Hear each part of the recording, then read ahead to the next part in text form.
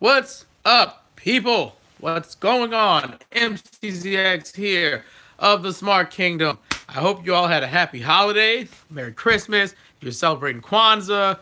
You're still doing that, I believe. What is it? I'm trying to think of. Hanukkah ended. It was a week early, I think. So everyone's been covered. But I hope you all having a happy holidays. If you're still celebrating, continue and enjoy your time with your family. That will explain why this episode, hold it a second, hold it. We had to fix the face. We had to fix this. It's our crust. Listen, episode's late. Well, because of family. I was hanging out with my family, and I know I had to do this week. I didn't want to be honest. I was gonna let this week slide, and we were gonna just catch up next week. But since I took notes already, I figured, well, we got to do it.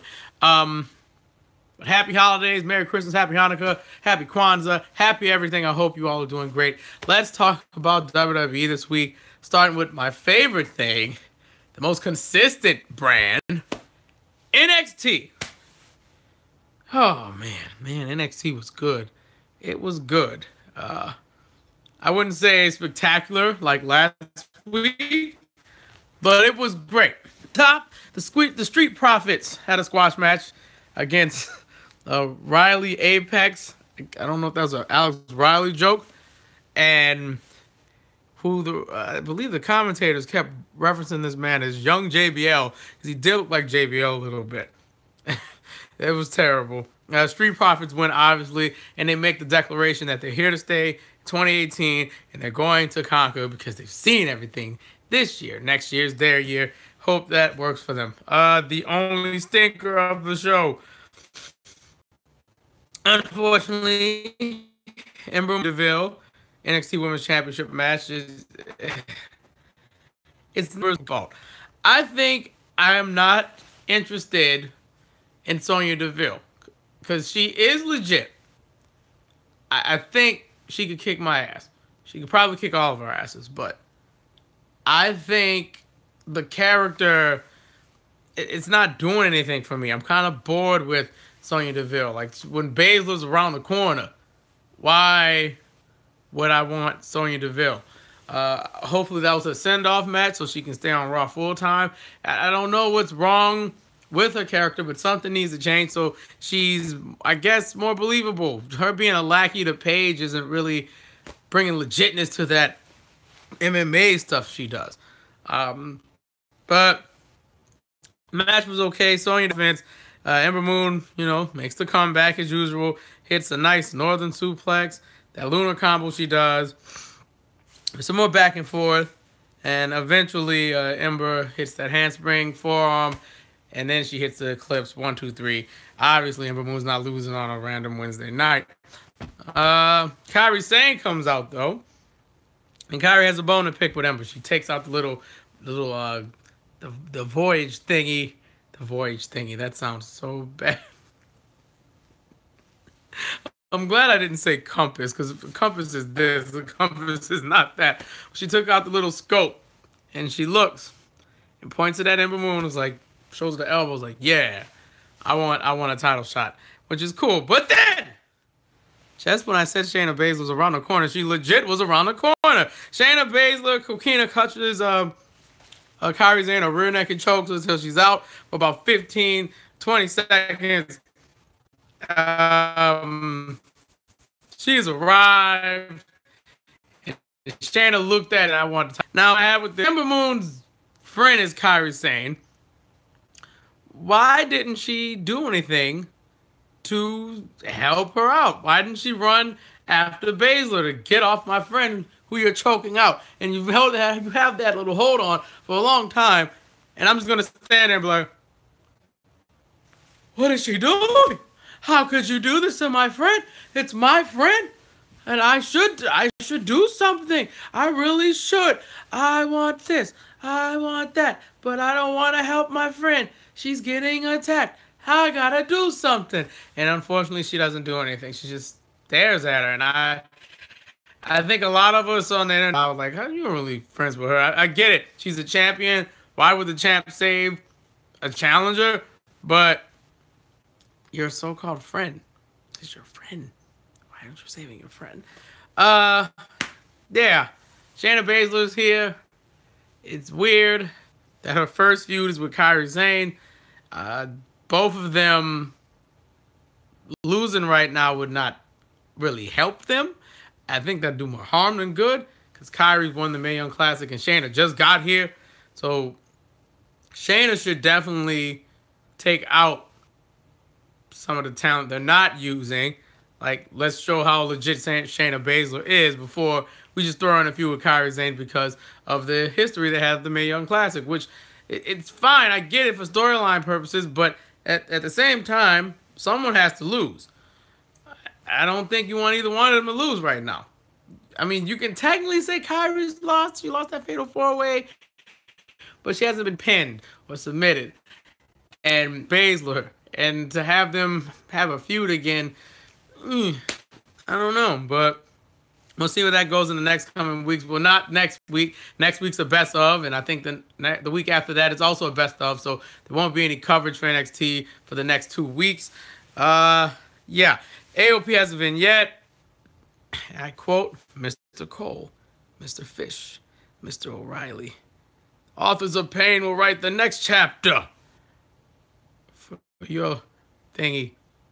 I didn't write thingy. I have a question. Why is every guy named Paul great at promos?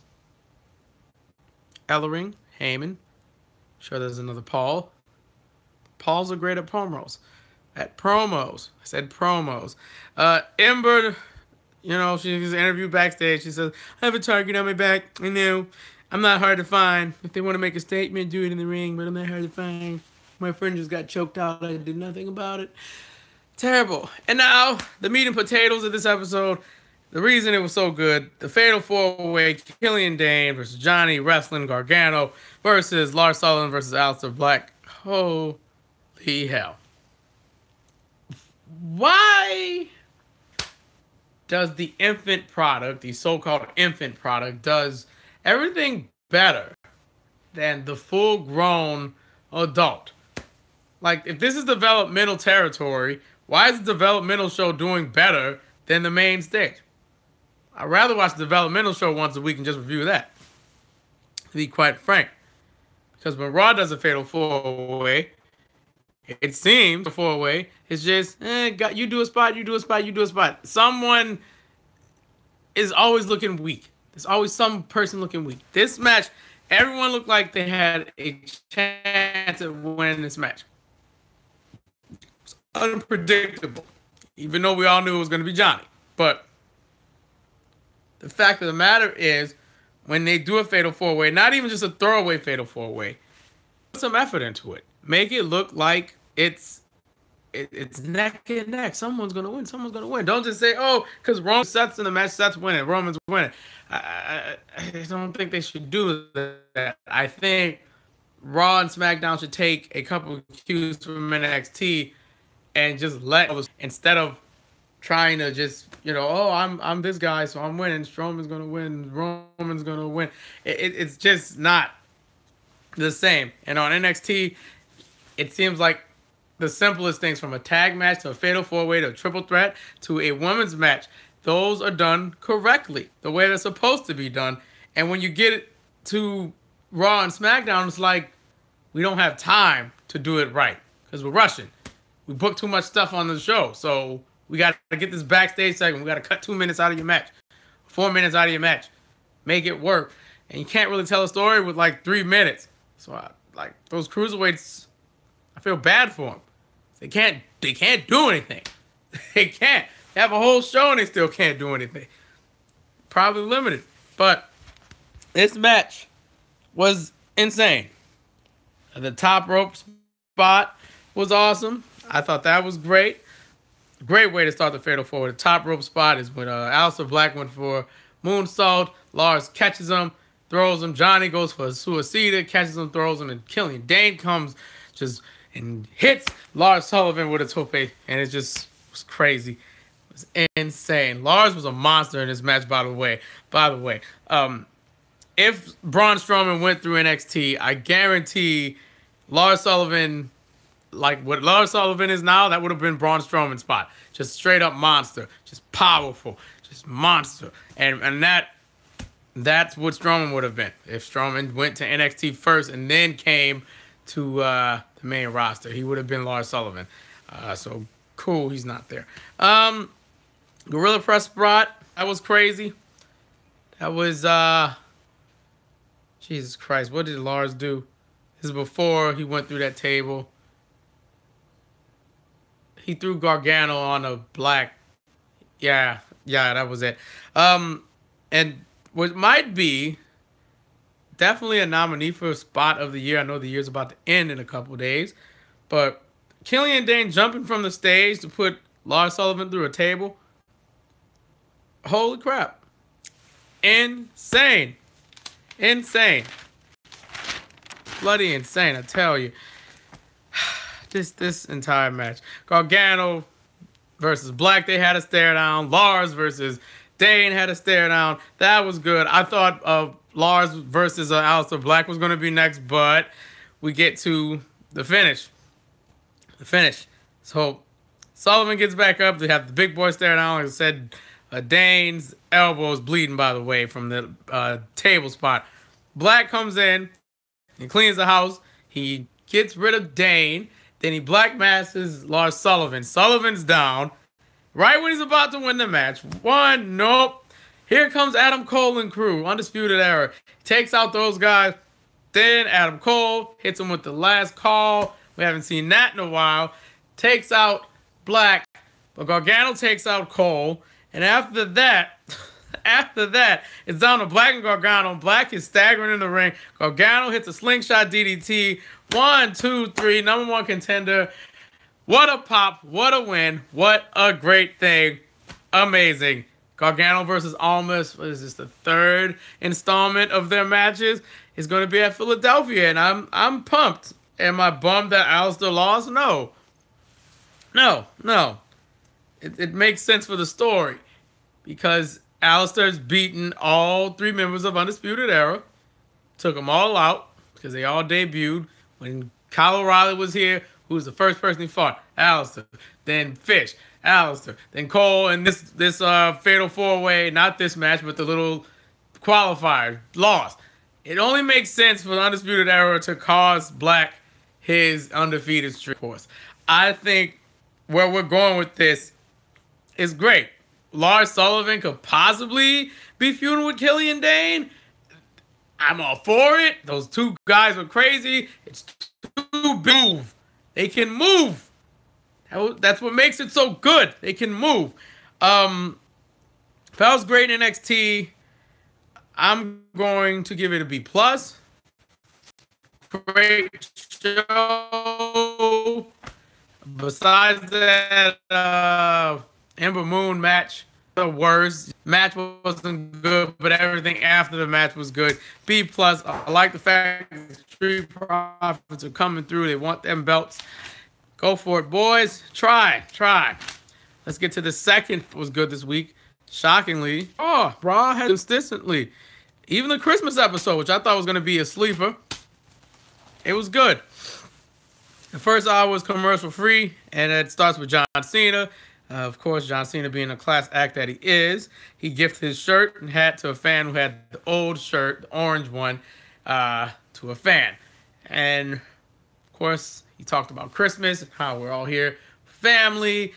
The Rusev Day chants broke out. I love it. Then Elias comes out. Comedy gold between the two. Elias had some quotes. Here are the quotes. WWE stands for Walk with Elias. So, I mean, hey, I think we're going to have to start calling WWE that. And he also said, it's for damn sure CM Punk ain't going to interrupt me. Bold for them to reference CM Punk. It was giving them a Benoit treatment, so I guess if they acknowledge it, maybe they want to talk. Maybe. Probably not. But, of course, a CM Punk chant is going to break out because we're in Chicago, baby. Cena tries to warn Elias to not diss Chicago because they're going to rip him to shreds. Don't try that crap in Philly either. Elias teases a Grinch face turn like, oh, I've seen the error of my ways. I guess I shouldn't talk bad about Chicago. Here comes the second song. He lets Cena sing the lead and he pops Cena right in the face, leading to a match. Now, you know John Cena did not come to lose to Elias. John does not come to lose.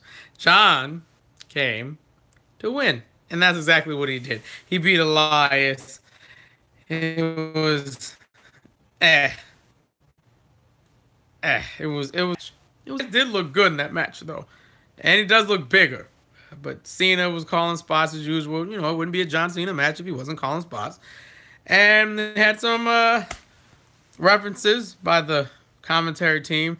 Booker T referencing Public Enemy, that Anthrax song. Beast, how low can you go? And Corey Graves says, I'm ashamed that was even referenced in 2017. Very funny, but of course, Cena wins the match. Shout out to the viewer. We appreciate you being here. Stage, Kurt Angle. You know, he's hanging bulbs on a Christmas tree. Here comes his illegitimate son, Jason Jordan, and also Seth Rollins is here. I want a match. I want a match with Joe. And Jay's just like, I've been waiting so long for this match. I want this match too. Both disagree. Kurt says, well, you want to take out Joe, you got to face the bar. And eventually we get the tag team title match announced. And Roman's in the room for some reason. He just stares at Kurt, doesn't say a word, and he gets a match with Joe. But it's for the Intercontinental title. Brian Kendrick versus Hideo Itami. Not much to say. Kendrick's nose, rest in peace, says. Hope that is fixed. Itami is still saying respect me. It's a strange dynamic because I'm not understanding where is Itami. What is Itami supposed to be? Is he a heel or is he a face? Or is he just in the middle? Because like, respect me, respect me. Of course, the crowd pop for the GTS. It's a good match. And part of me missed his commercials because it seemed like they don't know what they're doing. Merry Mizmas, cheer caroling to Sasha, Mickey, and poorly booked Bailey. To Joy to the Miz. It's a new holiday classic. You can get it for 5 easy payments of $48.99. Send it to me because I need the money, baby. Absolution versus Sasha. I'm Married Banks. Poorly booked Bailey and Mickey James. So, one thing about this match that Sonya Deville clothesline, oh, nasty. Very Kenta Kobayashi-esque. It was great. The crowd loves Bailey and Paige. The match wasn't bad. I was expecting it to be bad. Phoned in, but it was great. Great match. Absolution wins after Paige hits a rampage on Bailey. Next up, backstage, Joe. It's like, I have no remorse for Ambrose. I don't care that I hurt him after his honeymoon. Why would I care? And yeah, that's it. Joe, so, you know, he told that to Renee Young. That's what made it all awkward. Kane versus Heath Slater. So I threw my headset. I didn't care about this match. You knew Kane was going to win. Kane won. Kurt Hawkins versus Balor. Of course, still not paying attention. You're not getting to win, Kurt. And Balor's going to win. Backstage, more Mizmas carols. He went to Goldust. Goldust had to leave his house for this skit. I feel bad for the people who had to leave their houses to not even wrestle, just to be in skits. That's so irritating. Like, you could be with your family on Christmas Day, or your kids, and you have to fly out to Chicago to be in a backstage skit. Not even a really good one. Just a backstage skit that doesn't progress your character, that doesn't do anything for you. It's just annoying. Goldust. They give Goldust Santa's Little Helper, the DVD. It's that movie The Miz is in with Paige. And Goldust hands the DVD to Titus Worldwide, which is another group who had to leave their houses to come here to work. Like, why? Why? He does the little thing and Titus throws the DVD. That was kind of funny, but still. Finally, something cool. Chicago. I'm here. Oh, I'm sorry. Chicago. I'm here. And I'm back. And Bray Wyatt is making his way to the ring. And Chicago, you knew I'd come, yeah! Woken Matt assaults Bray from behind and almost hits the twist of fate. Hardy then laughs on the mic. And that's it, the M. I was expecting Woken Matt to say, Chicago, you knew I'd come. And then start laughing, but missed opportunity there. And I didn't like how Michael Cole was talking about Woken Matt Hardy. Like, Matt Hardy's lost there's a screw loose in his head. I don't know what's going on there. Well, screw loose. Poor Matt. Hope he gets the therapy he needs so he can wrestle again. Alexa Bliss is in the ring about a thing. Oh, wait, we skipped something. Yes, we did. Sorry. Okay.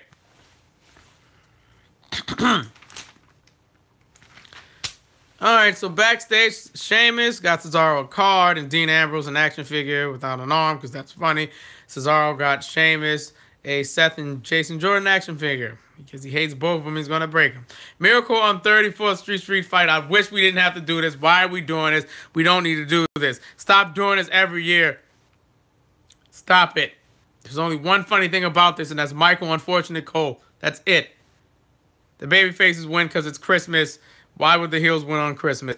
Backstage, Nia and Enzo are under the mistletoe, and Chicago wants it. And at this point, for some strange reason, I'm like, I want Enzo to kiss Nia. Yeah, yes. You're teasing this too much. Let's go. And then Alexa comes in and is like, no, we need to talk about the Women's Royal Rumble. Let's go. By the way, that was the only time we saw Nia on the show. She wasn't there for anything else. She also had to leave her house to be in a segment. Shame. Roman Reigns interviewed backstage. I heard anybody who hurts my brothers. Okay. IC title match. Very good. Joe versus Reigns. And I don't think people hate Roman Reigns as much as they do because he's the IC champ and everyone's okay with this. I think at first he should have been IC champ and worked his way up to the WWE championship. But unfortunately, during that time, people were injured and he was a draw. You gotta put him in the spot. So they did. Pushed him down our throats. Kind of like they're doing with Jason Jordan. It was a great match between the two. The ending is just Roman losing it, beating the crap out of Joe, just hitting his arm a lot. I really love trash talking Roman. It fits his character. Hits Joe to steel step. And I really wish Roman would have just beat the referees up too, because he don't want to be stopped. Backstage, Seth is talking about, I owe Jason Jordan's dad a favor and I want to beat the bar. And Jason Jordan's like, I'm a pretty good replacement for Dean Ambrose, and I'm Dean Ambrose. Yeah. And Seth Rollins like, you can never be Dean Ambrose. And Jason Jordan's like, well, I'll be better. It's a Secret Santa match. Braun Strowman killed the Miztourage. I mean, come on. Y'all knew that was going to happen. Bliss is in the ring. You know, she's talking about 2017 is the year of Bliss. She started as a champ. She's in it as a champ. Asuka comes out, and she says she's entering the Royal Rumble, the Women's Royal Rumble, and kicks Bliss in the face, and that's it. Good. Short, sweet, straight to the point. And the Tag Team Championship match, another great match on the show. I love how the crowd hates Jason Jordan as much as we all do at this point. He's probably a nice guy, but we hate this character so much. And the Bar and Seth and JJ had a really good match, but the only problem is just this one spot. So Sheamus and Cesaro hit this move on Rollins, and no, it was Jason Jordan. And it was one, the ref stops. It was one, oh, Seth Rollins, what are you doing here? And stop. When Jason Jordan is down for a full 5 seconds. And I'm like, what are you doing? What are you doing? Hits a springboard knee. I can see if he did a springboard knee and landed on Cesaro, breaking up the pin, but he didn't. WTF. We have new tag champs, Jason Jordan and Seth Rollins. That is a weird dynamic. How's that going to work? It was the match of the night, besides that one spot I mentioned, when the Bar clearly had the match won, and we're going to retain. This show gets a C-, and now we get to what I think was the worst show this week, SmackDown Live. Bah humbug, bah humbug, bah humbug. Get upset if you want. The show starts with Daniel Bryan. We're getting AJ versus Kevin Owens again. He addresses Dolph leaving, so he makes the United States Championship tournament to crown a new U.S. champion. Now, where I see them going with this is the minute we crown a new U.S. champion, guess who's going to show up again? Dolph Ziggler with the original belt. Be like, yeah, I'm back.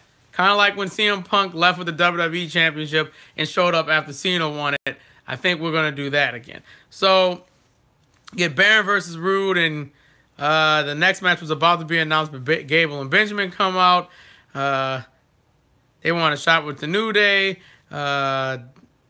You know, Benjamin wants to know, oh, why were they in the match? Why'd you add all those tag teams? We earned our shot. Rusev Day comes out. Well, they continue the chant for Rusev Day because they love Rusev.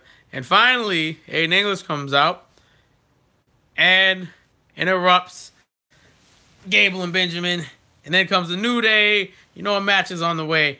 And, yeah, one funny thing is Big E called Shelton Benjamin old Jason Jordan, which was just funny as hell to me. Very funny joke, because it's true. It's the same dynamic. He's black, he's big, he's with Chad Gable. Jason Jordan is black, he's somewhat big, and he's with Chad Gable. And I think I said Chad Gable. Yes, so it's the same team, American Alpha 2. They don't have a name, and they don't really have much of a personality besides American Alpha.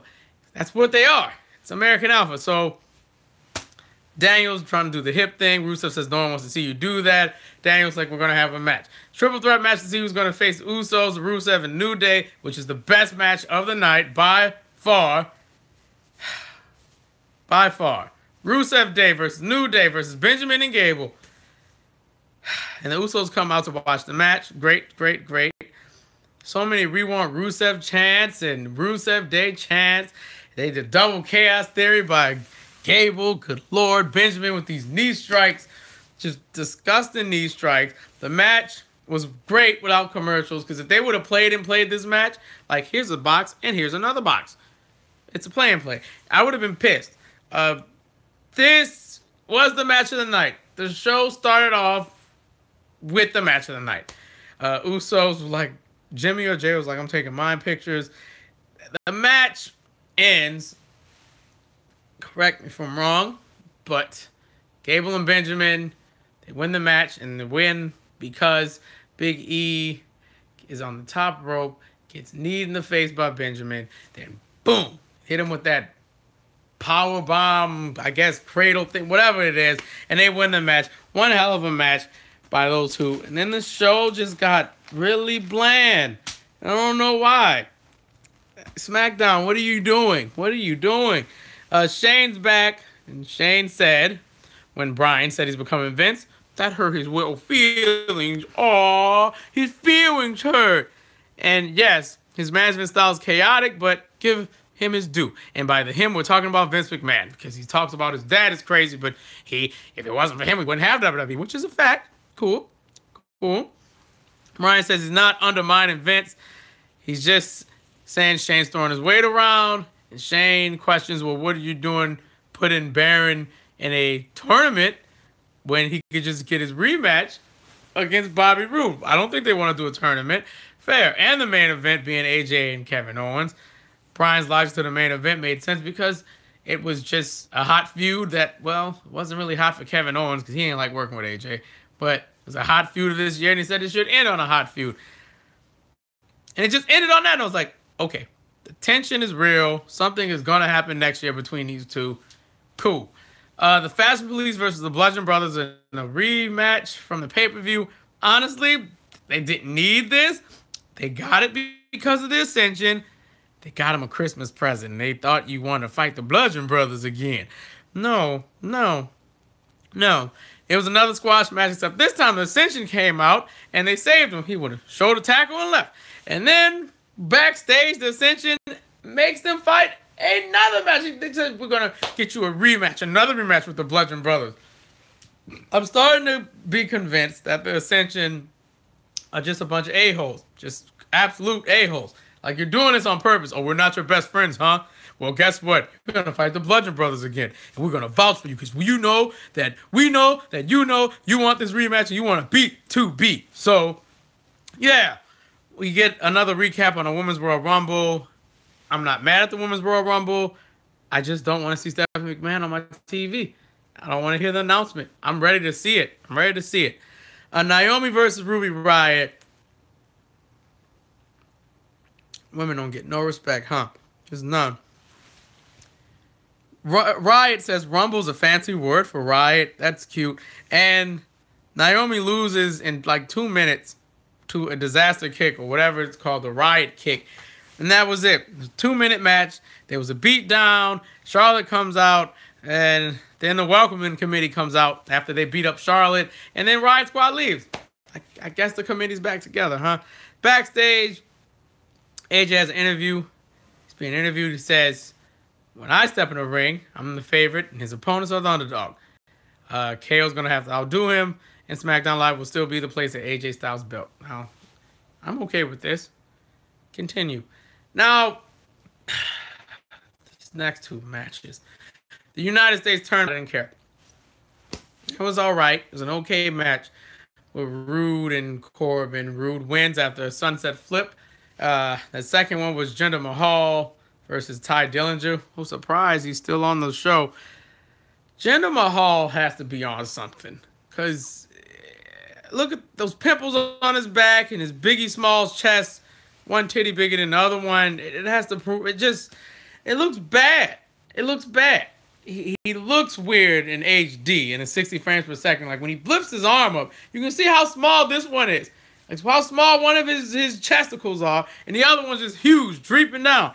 And you see his back, like, ew, he's on something. You don't just get that from working out. I'm sorry. You cannot convince me through hard work and diet you can transform your body and look like Jinder Mahal. I'm sure you can transform your body with hard work and diet, duh, but have pimples all on your back, like you don't take care of your skin, and just for some reason, one of your chesticles is bigger than the other one. No, you're doing something else. You have to be doing something else. There's just no way to explain it.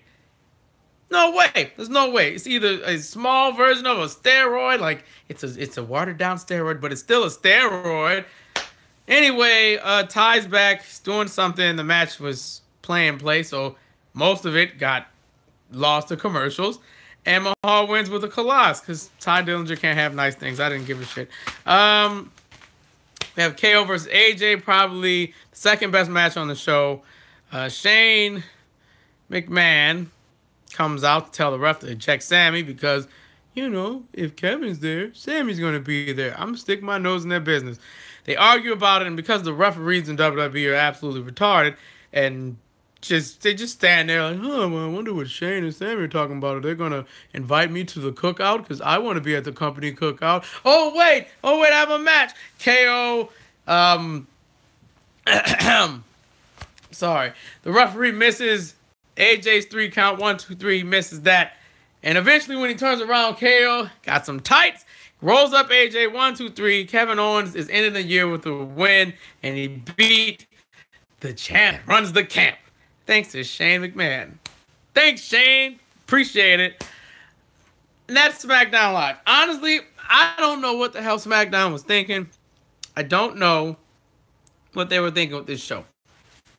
By the way, Randy and Shinsuke in the Royal Rumble.